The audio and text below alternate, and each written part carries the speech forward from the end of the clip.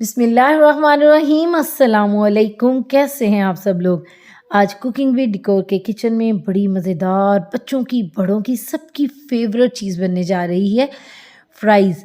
Fries कोई आम fries नहीं, ये है KFC फ्राइज़। KFC फ्राइज़ के लिए क्या चाहिए हमें, सबसे पहले हमने आलू ले लेने हैं और उसको फ्राइज़ की शेप में काट लेना है और इसको पानी डाल के थोड़ी देर के लिए रख लें।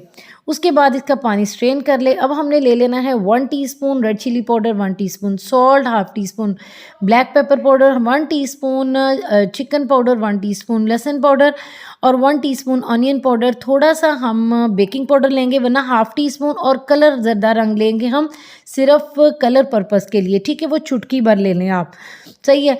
इसके बाद हमने एक बाउल ले लेना है बड़ा सा और उसके अंदर 1 कप के बराबर मैदा डाल देना है। अब ये 1 कप की स्पाइसेस हैं, अगर आप इसकी क्वांटिटी बढ़ाना चाहते हैं उस हिसाब से आप स्पाइसेस भी बढ़ा लें, ठीक है।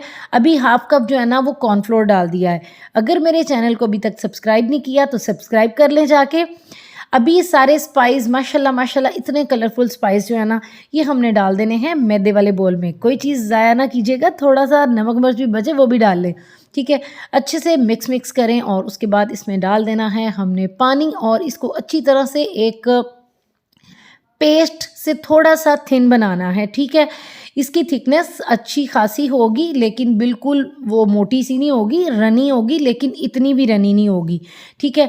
इसको अच्छी तरह से मिक्स कर लें। इसकी कंसिस्टेंसी मैं आपको दिखा देती हूँ किस तरह की है। तो ये हमने प्लेन मैदा ले लिया और इसमें हमने कुछ भी नहीं डाला। ये प्लेन मैदा है, ये आप ले लें आधा किलो ताकि अच्छी तरह से इसके अंदर मिक्स हो जाए। अभी ये 1 kg ऑयल मैंने पूरे का पूरा ही डाल दिया था क्योंकि फ्राइज़ जो है ना वो अच्छे खासे ऑयल में फ्राई होती है वरना उसकी क्रिस्पनेस नहीं आती। ये जो फ्राइज़ है ना ये हमने जिस बैच में मतलब जितनी इसमें आती है ना, जितना आपका बड़ा बोल है उसमें डाल दें। अब इसकी कंसिस्टेंसी चेक करें, इतनी है कि ये थिक है, इतनी नरम नहीं है, ठीक है। उसी हिसाब से आप इसकी कंसिस्टेंसी रख लें ताकि इसके ऊपर एक मोटी लेयर चढ़ जाए, सही है।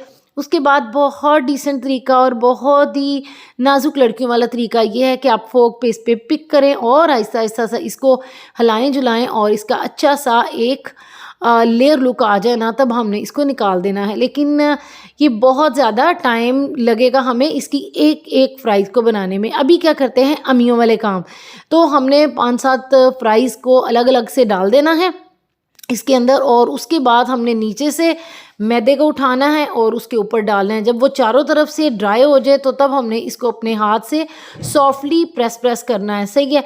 और उसके बाद हमने इसको निकाल के एक प्लेट में रखी जाना है। जब हमारी प्लेट एक बैच जितनी हो जाए, एक कढ़ाई के पूर जितनी हो जाए ना, तब हमने इसको कढ़ाई में डाल देना। ऑयल हमारा ऑलरेडी गर्म हो गया, अब हम इसको डाल देते हैं बिस्मिल्लाह पढ़ के कढ़ाई में, सही है जी। चलें जी, तकरीबन फ्राइज़ बनने में 7 से 8 मिनट लगेंगे। आपने इसके पास खड़े रहना है क्योंकि इसको चारों तरफ से जब आपने इसका शेल जो है ना बना देना है ना, तब इसकी फ्राइज़ जो है ना जलने ना पाए और इसका लुक भी प्यारा आए। और दूसरे नंबर पे ये है कि अंदर से इसकी फ्राइज़ भी गलनी चाहिए, ठीक है।